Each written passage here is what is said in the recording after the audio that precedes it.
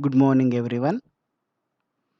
Today we'll move on to the last part of module number 3, which deals with introduction to network layer. In the earlier videos, we have seen the different layers of TCP/IP module, like physical layer as well as data link layer. So we have seen the different protocols used in physical layer as well as in data link layer. So with that basic, we'll move on to the third module under TCP/IP module, which is called as network layer. So as we have studied in the beginning, that network layer is a one which is responsible for host to host packet delivery. And also, the main job of a network layer is the routing the packet to the best possible path. So in today's lecture, we will start with introduction to network layer. That is, we will concentrate on the different addressing schemes used in network layer. So in case of network layer, we use two types of addressing. One is called as IPv4 addressing, second one is IPv6 addressing. So in today's presentation, we'll concentrate on IPv4 addressing as well as the different types under IPv4 addressing, and also we'll solve few problems related to IPv4 addressing. So as I said, network layer, what you can see here, is a one which receives the service from data link layer, and it will give service to the next layer, which is nothing but transport layer. So the main job of a network layer is internet working, packetizing, addressing, routing, and fragmentation. So all these tasks will be performed by the IPv4 layer, or we call it as network layer. So the two types of addressing scheme used in network layer are, one is IPv4 addressing, one more is IPv6 addressing. So the original version, or the initially we started with IPv4 addressing, and in the later cases, based on or because of address depletion, so the new scheme which is called as IPv6 is followed now. So we'll start with IPv4 now. So IPv4 addressing is a one wherein the address of a device or the system will be given, which has got a length of 32 bits. So 32-bit length address will be used. So this IPv4 addressing are unique and it is universal. So since it is 32-bit long, so we can address up to more than 4 billion devices. We can address up to or more than 4 billion devices. So next we'll see how this address can be denoted, or what is the notation of this IPv4 addressing. So basically there are two types, as you can see here. One is binary notation and one more is dotted decimal notation. So these two methods are used to represent IPv4 address. Here I have taken one example to differentiate between the binary notation as well as decimal dotted notation. So as I said, it is address is of 32-bit length. So it is divided into 4 space. So you can see here, this is 8-bit space 8-bit space 8-bit space 8-bit. So when you represent using binary notation, so each 8 bits are written, then a space will be given. Once again, next 8 bit, once again a space, once again 8 bit, then once again space, once again 8 bit address. So after 8 bit of address, a space will be given and the next address will be written. So the same can be represented using decimal dotted or dotted decimal notation, wherein so whatever the binary address or the binary number we have here, its equivalent in decimal will be written here. If you want, you can just cross check here. This is 1 0 0 0 0 0 0 0. So which is nothing but in decimal it is nothing but 128. So you can see here it is 128. Similarly, the second space it is 0 0 0 0 1 0 1 1. So which is nothing but 11 in decimal. Similarly, the third space it is 0 0 0 0 0 0 1 1, which is nothing but 3. And the last one is 0 0 0 1 1 1 1, which is nothing but or which is equivalent to 31 and decimal. So in dotted decimal notation, each of this decimal is placed between a dot, or in between each of the decimal we'll write a dot. So it is 128 dot 11 dot 3 dot 31.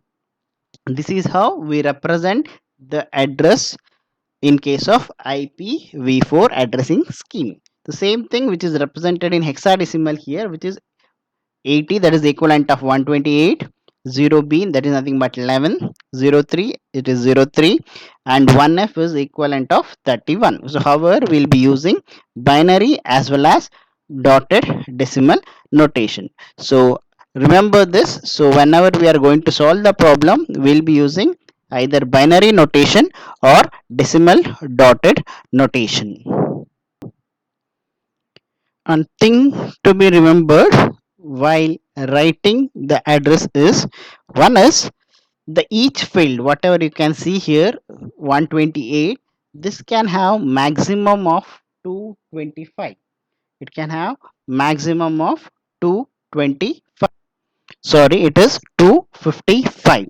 Each field should be of, it should be 255, that is 11111111, that is in binary all the bits should be equal to or it will be equal to 1. That is the maximum number possible. The equivalent in decimal it is 255. That is the one thing you should remember.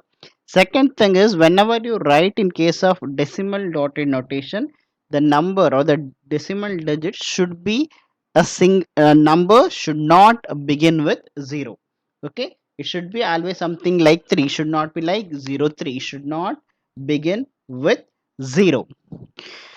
Third condition is it will have only 4 fields here. You can see 1, 2, 3, 4. Similarly here 1, 2, 3, 4. Maximum will be of 4 fields, each of 8 bit. You should not exceed more than 4 field. And the last thing is it should not mix, that is we should not mix binary with decimal dotted notation. So related to this we'll solve one problem, then we'll move further. So we have a problem here. So it says find the error if any in the following IPv4 addresses. So we have 4 cases, we need to find is there any error in this 4. So we'll go one by one. The first one is given as 111.56.045.78. So this is under or this is represented in a form of dotted decimal notation. So as I said, number in this case if you take the maximum number I have is 111. So according to the rule, maximum I can have is 255. That is fine. One more condition is you should have only 4 fields. Yes, we have 4 fields, but the problem with this is we have a 0 in case of the third field. The initial number or the first digit here it is 0. So according to the rules we should have just as 45 and not as 045. So you can see there must be no leading 0. That is, in this case it is 045. So this is a error. Let us move on to case B. It is 221.34.7.8.20. So once again the first case is fine. All the digits are less than 255. There is no leading 0, but we have got 5 fields here. As I said, it should have only 4 fields. We have 221, 34, 7, 8 as well as 20. So there can be no more than 4 numbers in an IP address. So that is the error in case of B. Let us move on to the third case, that is 75.45.301.14. So if you see in this case, the very first condition is the each or the number should be less than 255. Here we have 301. So each number needs to be less than or equal to 255, but it is 301, 301. So it does not satisfies the IPv4 addressing scheme. So that is the error in case of case C. And the last case, it is D111000010.23.14.67. So it consists of two methods here. It has got decimal notation as well as dotted decimal. So we have binary notation as well as binary dotted method. So a mixture of binary notation, that is this initial data, and dotted decimal notation is mixed here, so which is not allowed. So that is a error in case of fourth. Hope I am clear with the addressing scheme. So let us move on to the next topic. Yes, let us move on to the different categories under IPv4 addressing. So basically, IPv4 addressing is classified into two types. One is called as classful addressing. Second one is classless addressing. Classful addressing is a one wherein the prefix will be fixed length. It is of fixed length, and whatever is called suffix, it is of variable length. So the prefix will be of fixed length in case of classful addressing. In case of classless addressing, the prefix will be of variable length. So first we'll see what is this prefix, then what is this suffix. Prefix is nothing but it is a address which is going to define the network. So prefix is a one which is going to define the network, whereas the suffix, the later part, will define the connection to the node. So this is going to be the device address, whereas this will be the network address. So this is going to define the network, this is going to define the device. So it will have two parts. So first one is called as prefix, second one we call it as suffix. So in case of classful addressing, whatever we call prefix, this is of fixed length, whereas in case of classless, this is of variable length. Once again, under classful addressing, it is further divided into class A, class B, class C, class D, and class E addressing. So it is further divided into 5 different categories based on the length of the prefix. So whatever I said, the network address, based on the network address, it is divided into 5 different categories. So we'll see one by one. The first one we call it as class A addressing, wherein the length of the prefix is 8-bit. So length of the prefix, that is the network address, is fixed to 8-bit. And one important thing to be noted in this case is the first digit or the first bit is always 0 in case of class A. So we'll be using class A where prefix is of 8-bit, Okay, and the first address, since the first bit is 0, remaining 7 bits will be used to represent the address. So we'll have the data from, or the address from 0 to 127 in case of class A, that is the prefix address, and the remaining data, so you can see 8 plus 8 plus 8, so 16 plus 8 24. So this will be the length of a suffix that is under class A addressing. Similarly, we have second case which is called as class B addressing. So under class B addressing, the prefix length will be of 16 bit. You can see 8 plus 8, so total 16 bit, and suffix is of 16 bit. So the device address, sorry, network address is of 16 bit, device address is of 16 bit. And thing to be noted here, once again, the first two digit, the first two bits under prefix, that is the device address, will have 1 and 0. So the first bit has to be 1, so second bit has to be 0. So the network address will have 1 and 0 as a starting address. So under class B, prefix is 16 bit, so it varies from 128 to 121. Remember, if the first address, the first field of the address, if it is from 0 to 127, this is class A. If it starts with 128 to 191, then we call it as class B, classful addressing mode. Similarly, the next one is class C. In this case, the length of the prefix is increased further. So it is 8 plus 8 16 plus 8 24.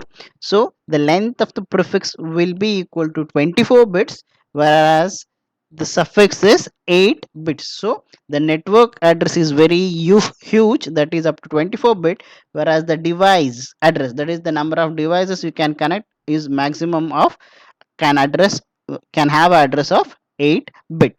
And thing to be noted again here, it is the address will begin with 110. So first bit has to be 1, second bit has to be 1, and third bit has to be 0. Then only we call those kind of address as class C addressing. So you can see the prefix will be of 24 bits, and the address will begin from 192 to 223. So if the address will, if the it has a number from 192 to 223, then we call that as class C addressing. The next one is class D addressing, whereas it is called as multicast addressing, and it is used for multicast addresses. The representation is from begin with 1110. So if any address begins with 1110, then those addresses are called multicast addresses. So you will not have any prefix as such. So the address will begin from 224 to 239 in case of decimal dotted notation. And the last one is called as class E addressing, where it is used for future use. Presently it is not under use, so it is specifically used for future use, wherein the initial 4 bit has to be 1. So in case of class E, the first 4 bit has to be 1, then only we call it as class E addressing. So as you can see, it is presently not used, or the prefix is not applicable. And if the address starts with 1, sorry, 240 to 255, we call it as class C addressing. Hope I am clear. So you have total 5 different subclasses under classful addressing: class A, class B, class C, class D, and class E. Class A, the length of the prefix is of 8 bit, and it should start with bit 0. Class B, it is called as second case, wherein the prefix is 16 bit. The first bit has to be 1, second bit has to be 0 in the address. Third one is class C, where the prefix length is 24 bit, and it should begin with 110, that is in binary representation. Class D, it should begin with the binary digit 1110, which is used for multicast address. and the last one we call it as class E addressing, where which is used for future use, and where the first four bits of the address should be 1111. Same thing has been represented or given in this slide. So you can see whenever the address is given, so first see the first bit. If the first bit is 0, then directly you can say it as class A addressing. So if it is not 0, then it has to be 1, binary rotation. So we'll check what is the second bit. If the first bit is 1 and the second bit is 0, then this comes under, or we call it as class B addressing. Even the second bit is 1, then we'll move on to the third bit, or we'll check for the third bit. If third bit is 0, that is first bit is 1, second bit is 1, third bit is 0, then it comes under class C addressing. Even then the third bit is also equal to 1, then we'll check for the fourth bit. If fourth bit is 0, that is first bit is 1, second bit is 1, third bit is 1, fourth bit is 0, then it comes under class D addressing. If not, that is all the 4 bits are equal to 1, which comes under class E addressing. Now, with this, we'll solve one simple problem, then we'll move forward. Yeah, here is a problem. Problem says find the class of each addresses, and the data has 4 addresses have been given. The first two represented in binary, and the next two addresses have been represented in decimal dotted notation. We'll see one by one now. The first one is 000000001011 As I said, whenever the address is given in binary, first see the first bit. So since here it is the first bit is 0, so directly we can say it is class A address. So if the first bit of the given address is 0, directly without looking at the rest of the bits, we can say it is class A addressing. So the first one is class A addressing. Similarly, we'll go to the second one where it says address is 11000001, 10000011, 00011011. The last one is 11111111. So in this case the first bit is not 0, so it is not class A. Second bit also not equal to 0, so it is not class B also. Third bit it is 0, so the first bit is 1, second bit is 1, third bit is 0, so obviously it will come under class C. So first two bits are equal to 1 and the third bit is 0, so this is class C addressing. So you need to check for the remaining bits. Now the next two cases are corresponding to, or the IP address whose address is in decimal dotted notation. See, it is 14.23.120.8. So the first data here it is 14. If you remember, I have told if address is from 0 to 127 in dotted decimal notation, if the first digit lies between 0 to 127, it will be, or it should be, a class A address. So as written here, you can see the first bit is 14, which lies between 0 to 127. So this comes under class A addressing. And we'll go to the last case wherein it is 252.5.15.111. So we can see the first bit it is, or the first data it is 252, which lies between 240 and 255. So if you remember in the previous slide I have shown you, so if the number lies between 240 to 255, then this will come under class E addressing, which will be used for future use, or which is reserved for future use. So till now what we have seen is IPv4 addressing scheme. In that we have seen two notation. One is binary notation as well as decimal dotted notation. So under IPv4 addressing scheme, as I said, there are two types. One is classful, one more is classless addressing. Once again, under classful addressing, it is further divided into five different categories. One is called as class A, then class B, class C, class D, and class E. So based on the first bit, that is in case of binary notation, based on the initial bits, whether it may be first bit or first two bits or first three bit, we are going to decide whether it is class A, class B, or class C. uh, Similarly, if it based on first, second, third, fourth bit, we'll decide whether it comes under class D and or class E addressing. So class A, class B, and class C are used for addressing purpose, that is normal addressing purpose. Class D will be used for multicast addressing, and the last one, which is called as class E, which is not used, where the first four bits will be 1111, that lies between 240 to 255, so which is kept for future use. Hope you have understood the concept of classful addressing as well as the five different categories under classful addressing. So this is the summary table. So class A, number of blocks we can address, that is based on the prefix length. So prefix length is of 8 bit, so we can give the address to total 128 block, and block size will be of 16777 to 56, and application used is in unicast addressing.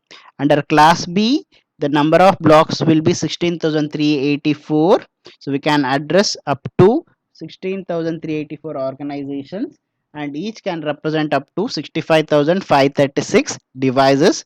Once again, it is a unicast addressing. Class C, here the prefix length was increased to 24 bits, so we can represent up to 20 lakh odd blocks, and each can address only up to 256 devices. Once again, it is unicast addressing. Next one is D, number of block is 1 because it is a multicast. Last one is once again the number of block is 1, but it is used for future use. As the number of devices in the world is increasing, so the whatever the scheme we use under class full addressing result in depletion of available addresses. Even though the devices are less than 2 to the power of 32, because of class A and class B addressing, wherein the devices addresses will be of very limited, so even the network address is less, but the device addresses is more. In case of A and B, the number of users are less, whereas in case of class C addressing, the prefix or the network address is large, the devices which can handle is less. So I repeat, in case of class A and class B, the network address is small. So since the prefix is small, the suffix is more. That is, the number of devices which can be connected to the network can will be more. But if we take a consider a medium organization, so there will not be those many devices. So the large number of addresses will be wasted. Whereas in case of class C, the prefix address length is more. The network address is of 24 bit, but whereas the device addresses will be of 8 bits. So we can connect only up to 2 to the power of 8 devices. Okay, so even so which will be used in a very small organization where we can connect only up to 2 to the power of 8 devices. So it is like in first two cases, that is class A and class B, the addresses are wasted because you get plenty of addresses, whereas in case of class C, the number of addresses or the number of devices you can connect is very few. So because of this, there is a new method of addressing which will be used, which is called as, or which resulted in evaluation of classless addressing. In between class full addressing as well as classless addressing, there was a new concept which is called as subnetting and supernetting. Even though came into existence, they didn't have that much of recognition. Finally, the new scheme, that is classless addressing, was introduced. Subnetting is a one wherein if an organization was granted a large block in class A or class B, it can divide that entire address into several small groups and assign those group to smaller network. So that we call it as subnetting. There is one more call, that is in case of class C addressing, which is called as supernetting, where organization can combine several class C addresses and it can form into a large addresses. That is in case of class A and class B, many addresses were unused. So instead to overcome that, so large addresses are further divided into number of small addresses that can be given to a small other network. Whereas in case of class C, there was a shortage of addresses. So multiple class C addressing scheme can be combined together and a large number of addresses will be formed and that will be given to a network or for a organization, that is called as supernetting. Even though this came into existence, it does not have that much of popularity. So since they had their own disadvantage, they came out with the next scheme which is called as classless addressing scheme. So in the next lecture, we'll see what do you mean by classless addressing mode and some advantages of it and problem related to classless addressing. Thank you.